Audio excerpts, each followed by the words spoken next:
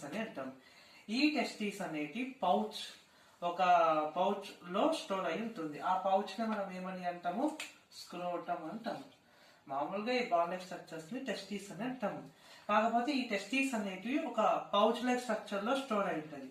ఆ pouch like structure ని ఏమని అంటాము? స్క్రోటం అంటాము. సో పెయిర్ ఆఫ్ టెస్టీస్ రెండు ఉంటాయి. ఆ టెస్టీస్ అనేటివి ఎందులో స్టోర్ అయి ఉంటాయి? ఒక పౌచ్, దాన్ని ఏమంటాం? స్క్రోటం అని అంటాం. అసలు ఈ టెస్టీస్ ఏం చేస్తాయి?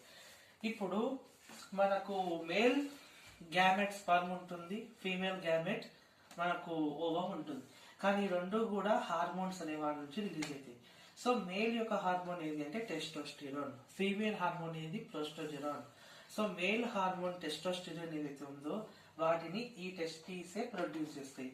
ఆ టెస్టోస్టెరాన్ హార్మోనే స్పర్మ్ మేల్ గ్యామెట్ ని రిలీజ్ చేస్తుంది.